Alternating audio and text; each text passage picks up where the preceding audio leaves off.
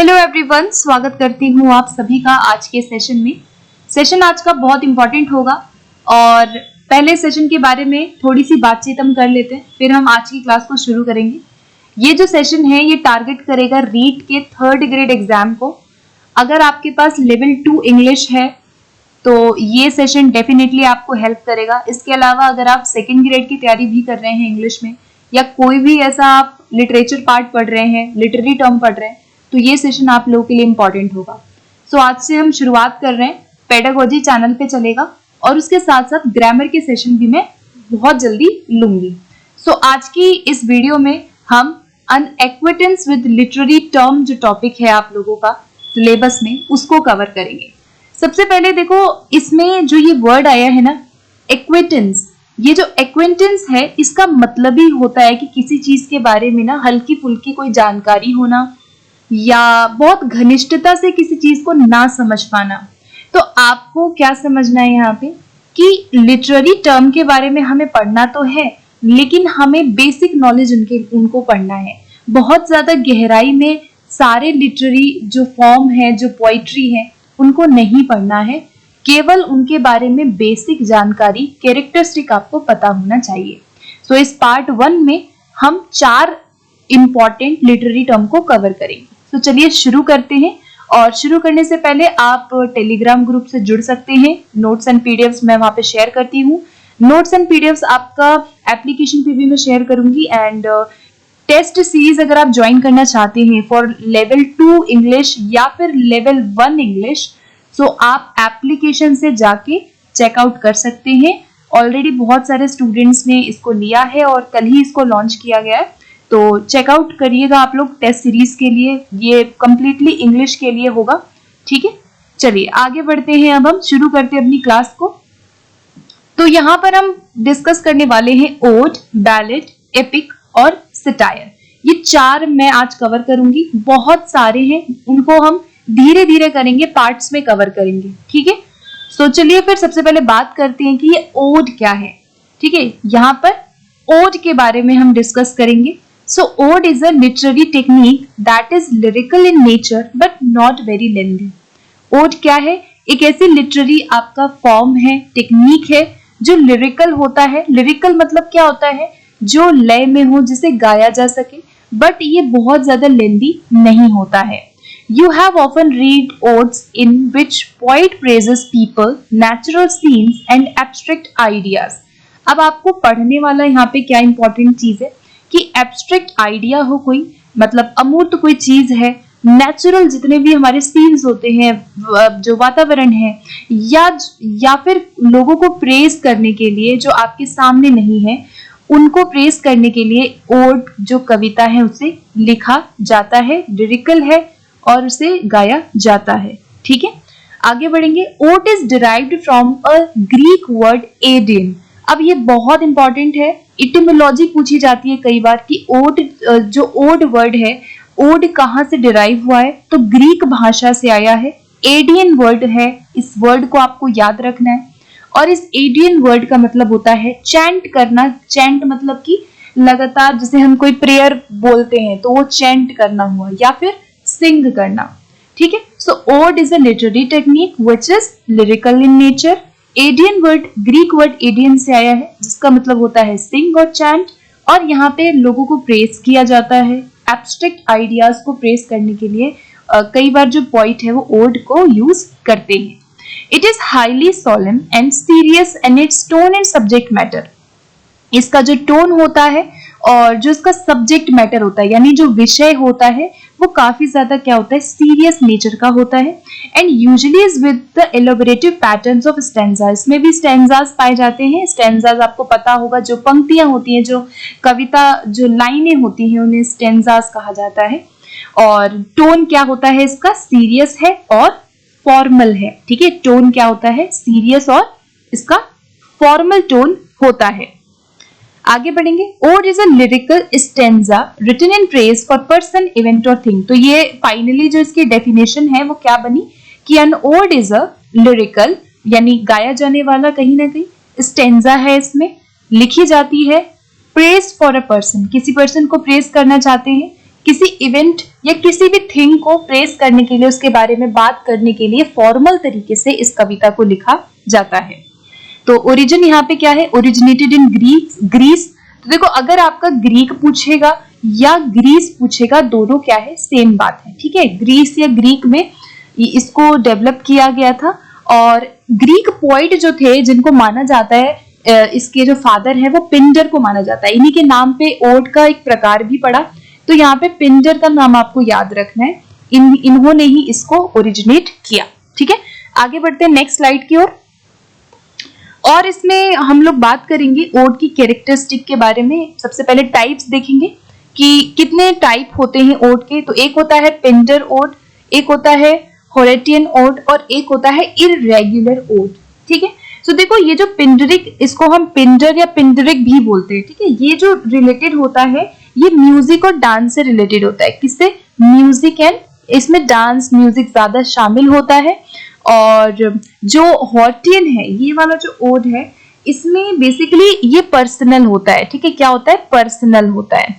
ये पर्सनल होता है और ये रिफ्लेक्टिव होता है। मतलब यहाँ पे कोई व्यक्ति जो है, जो कविता, जो पॉइंट है, वो बेसिकली रिफ्लेक्ट कर रहा होता है किसी भी चीज पर, ठीक है। सो पिंडर बेसिकली जो है वो म्यूजिक और डांस से रिलेटेड हो गया। और जो हॉर्टियन ओड है वो बेसिकली पर्सनल और रिफ्लेक्टिव होता है, जहां पे सेंसेस को प्लीज करने के लिए इनको लिखा जाता है या इनको गाया जाता है। जो मतलब जो अच्छा लगे, है ना, जो इंटरटेन करने वाला हो, रिफ्लेक्ट करने वाला हो, तो वो हॉर्टियन है।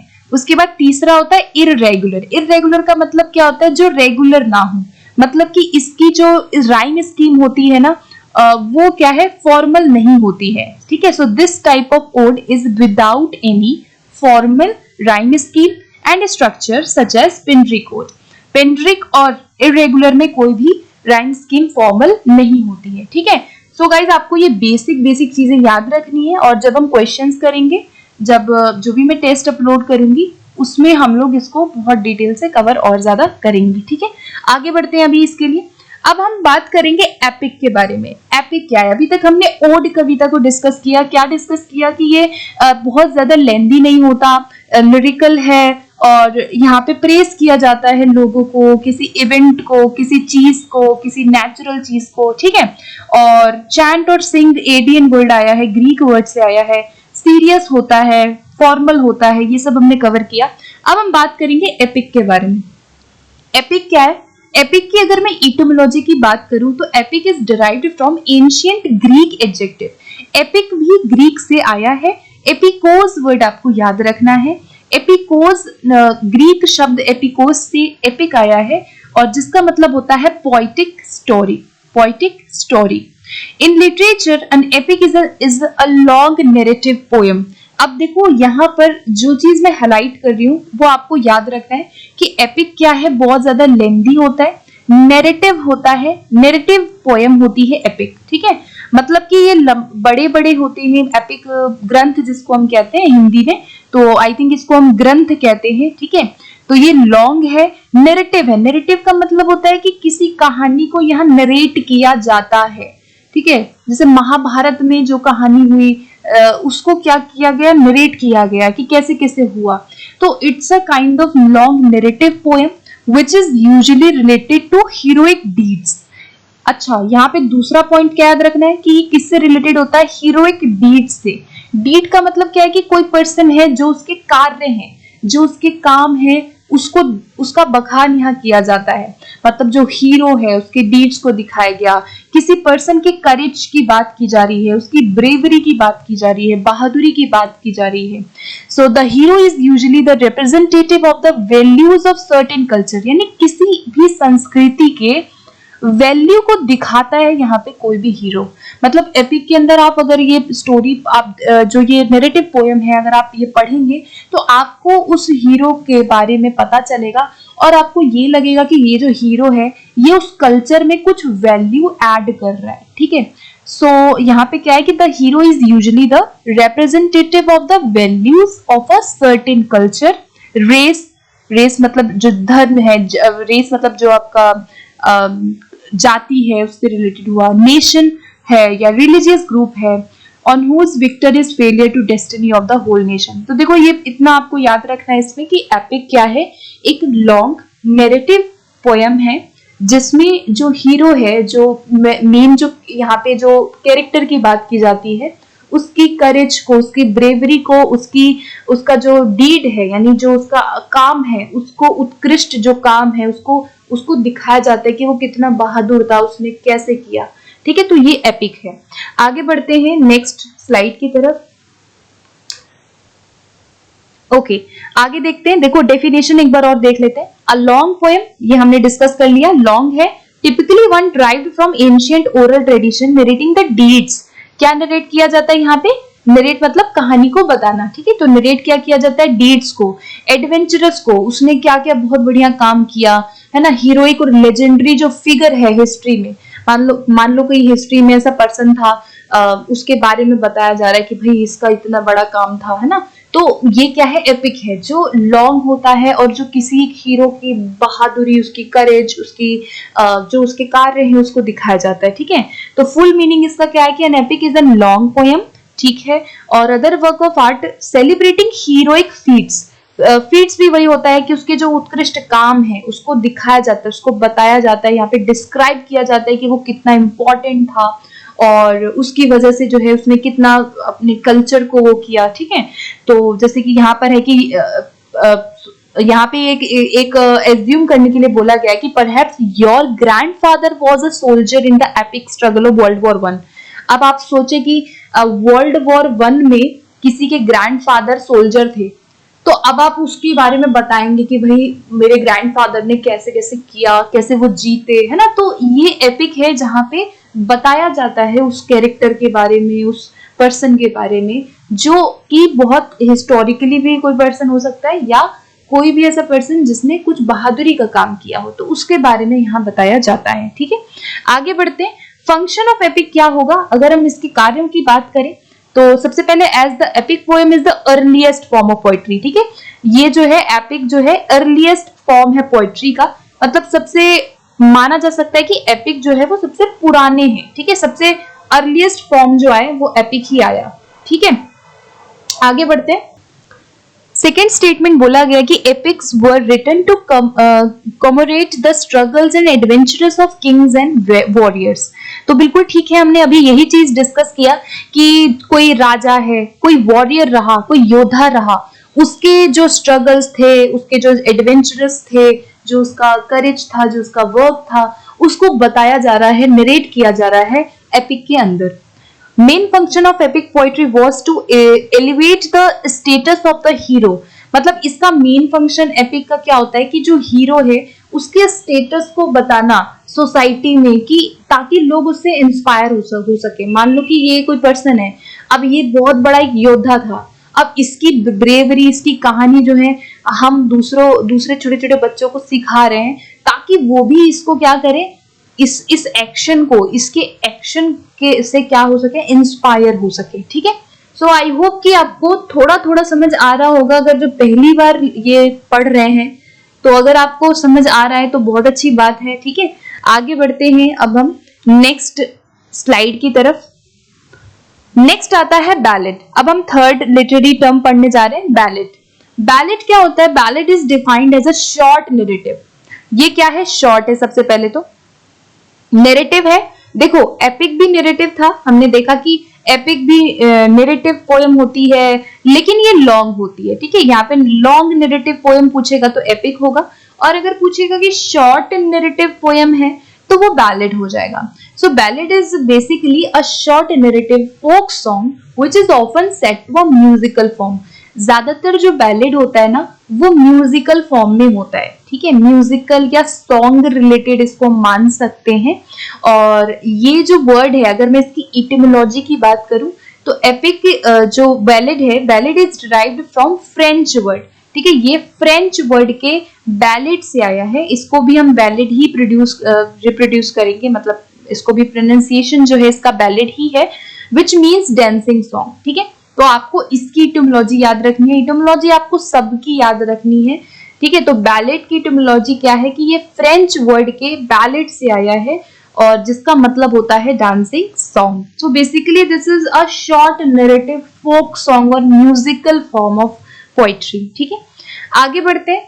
अ पोएम और song narrating a story in short stanza. अब बैलेड की डेफिनेशन अगर हम देखें तो ये पोएम है या इसको हम सॉन्ग भी बोल सकते हैं।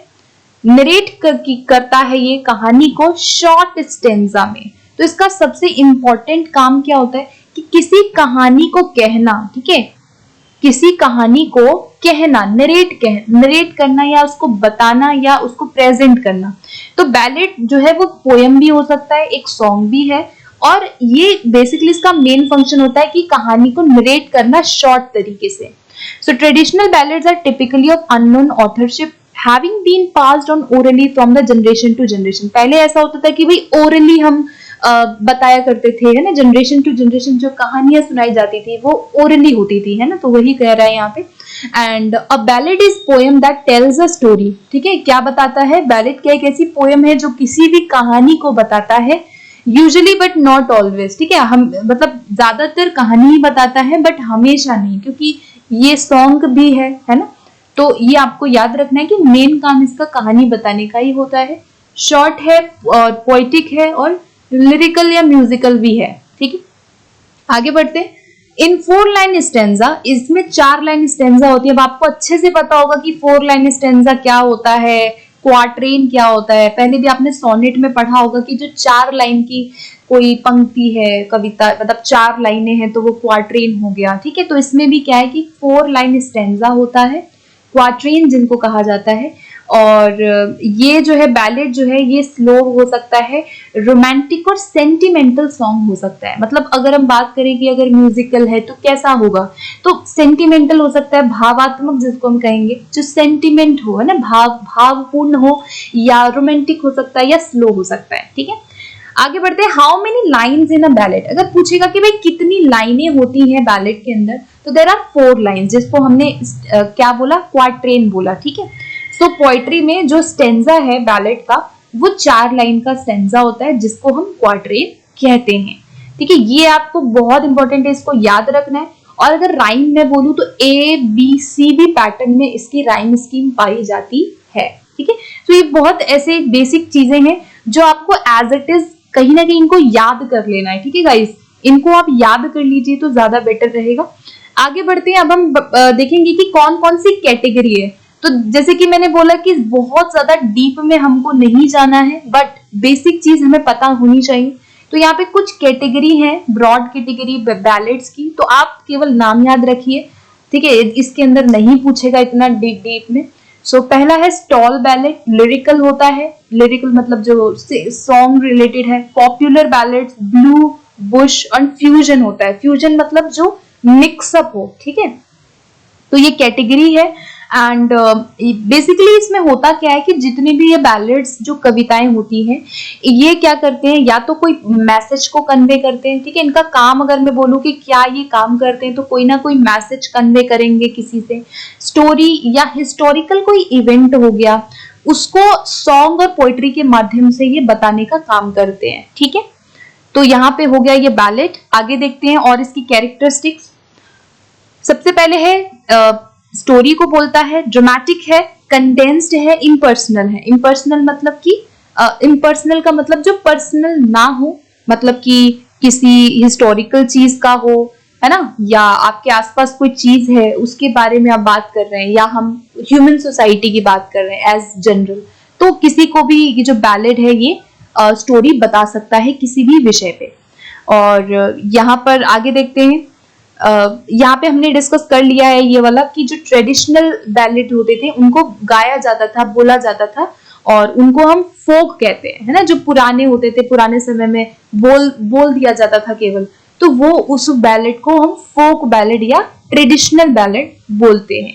ठीक है, These narrative pieces were composed by a single author and sung to all types। मतलब ये एक सिंगल ऑथर के द्वारा कंपोज किया जाता था पहले, और जो गाया जाता था वो हर तरह से गाया जाता था। मतलब इसको लिटरेट पीपल भी गा सकते थे, और इलिटरेट जो ना पढ़े लिखे हैं, जो अनपढ़ हैं, वो लोग भी इसको यूज करते थे, गाने गाते थे। ठीक है, ट्रेडिशनली अगर हम बात करें।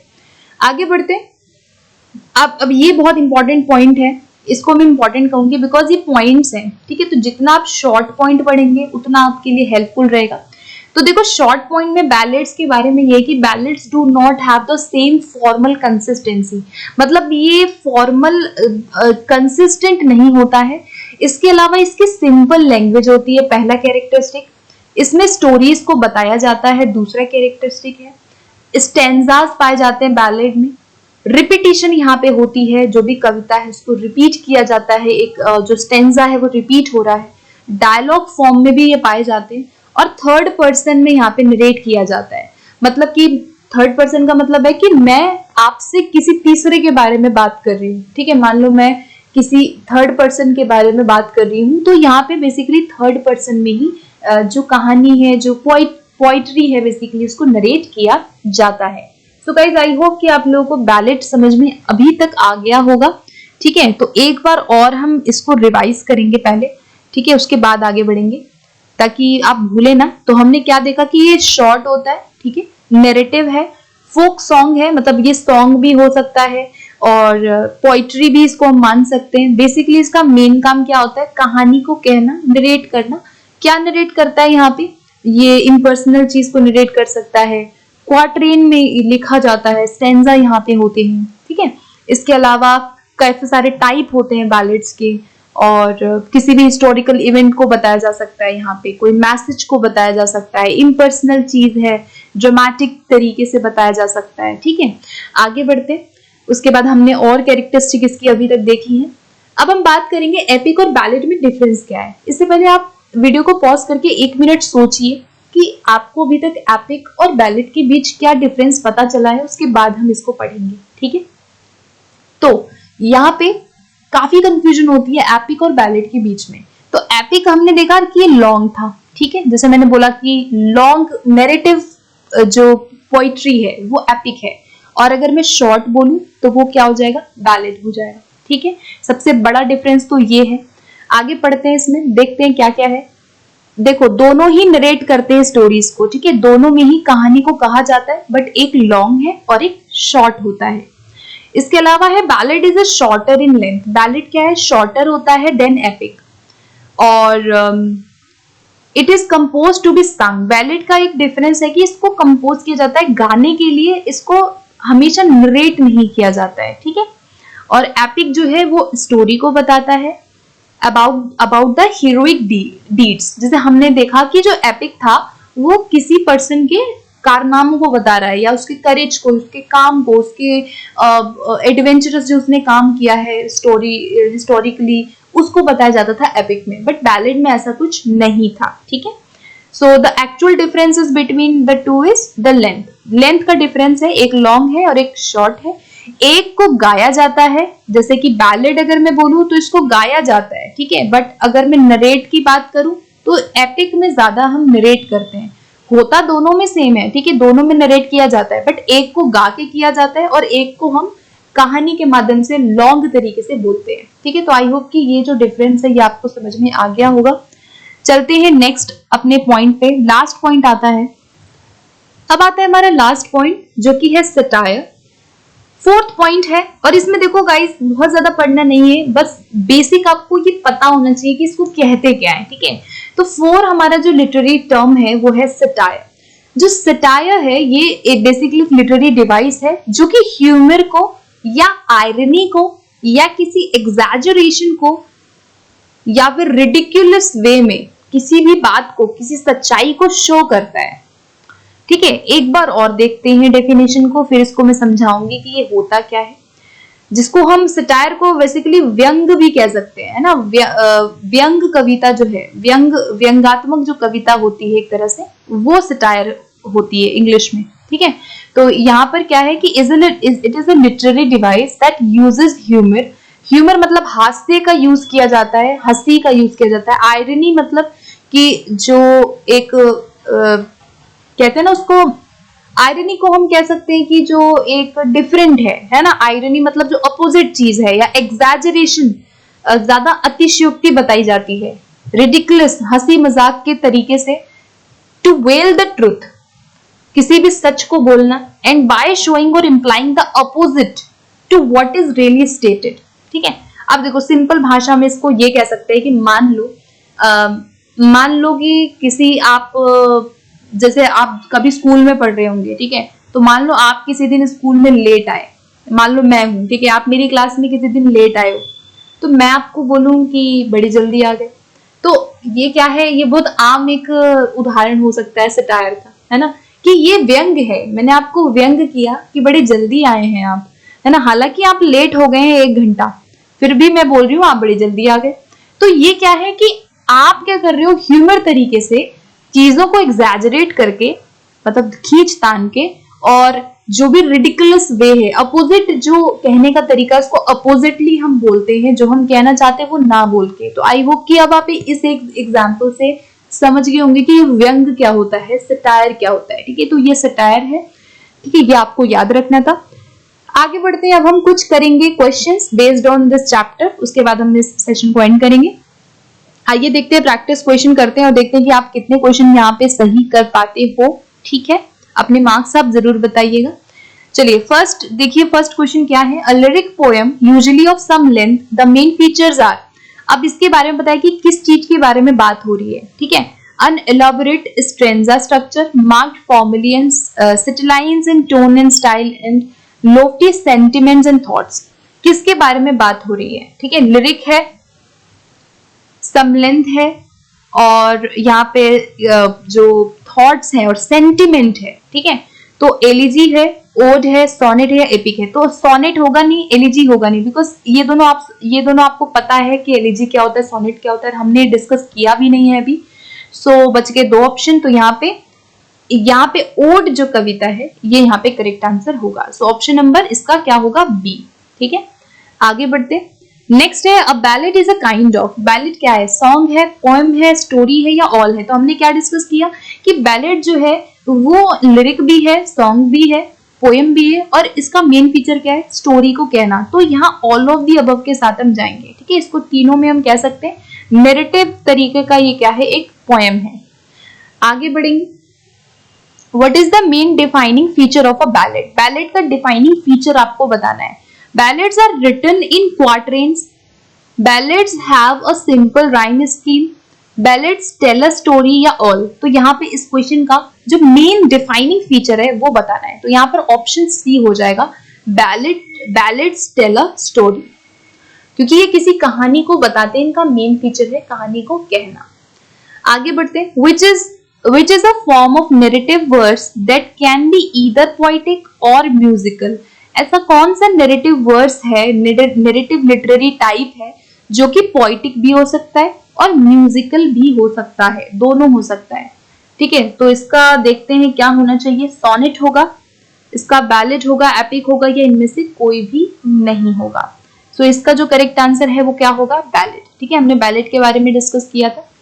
आगे बढ़ते हैं नेक्स्ट क्वेश्चन पे, which poetic form typically follows a pattern of rhymed quatrains।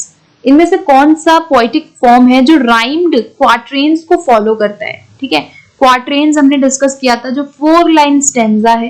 तो सोनेट की बात हम कर नहीं रहे, एलिजी की बात कर नहीं रहे, और हमने क्वार्ट्रेन्स के बारे में किस में पढ़ा था, बैलेड में पढ़ा था। तो इसका ऑप्शन नंबर क्या हो जाएगा, ए हो जाएगा correct. Which poem is lengthy narrative work of poetry। लेंदी कौन सी होती है पोएम, जो नैरेटिव है और जो लेंदी है, एलिजी, ओड, एपिक या फिर सोनेट। तो यहाँ पे लेंदी क्या था, एपिक था, जो किसी हीरोइक डीड्स को, वर्क को, उसके करेज को दिखाता है। तो C will be right answer for this question. आगे बढ़ेंगे, the long poem which are typically detail extraordinary feats and adventures of characters from a distant past are called dash poems। अब इसका आंसर क्या होना चाहिए, तो हमने डिस्कस किया अभी कि एक्स्ट्राऑर्डिनरी फीट्स, उनके डीड्स को बताया जा रहा है। ठीक है, लॉन्ग है, लॉन्ग पोएम है, नैरेटिव है, तो ये एपिक के साथ हम जाएंगे। ऑप्शन ए हो जाएगा इसका करेक्ट। आगे बढ़ते हैं, the device by means of which the truth is veiled in the form of sarcasm by implying the opposite to what is really stated. अब इसका क्या होगा कि भाई आप किसी ट्रुथ को इंप्लाई कर रहे हैं, सरकाजम का यूज कर रहे हैं, है ना, हास्य या व्यंग का आप यूज कर रहे हैं, ऑपोजिट आप बोल रहे हैं। तो हमने क्या डिस्कस किया, सटायर। ठीक है, ऑप्शन इसका ए हो जाएगा करेक्ट। आगे बढ़ते हैं। A long poem which is often book length, ऐसी पोएम जो बुक लेंथ होती है, नैरेटिव होती है, वर्ड्स होती है, हीरोइक जर्नी को दिखाया जा रहा है किसी सिंगल पर्सन या फिर मोर देन वन पर्सन की बात जिसमें की जा रही हो, वो कौन सी पोएट्री होती है? सो इसका करेक्ट आंसर होगा ऑप्शन नंबर बी, एपिक। ठीक है,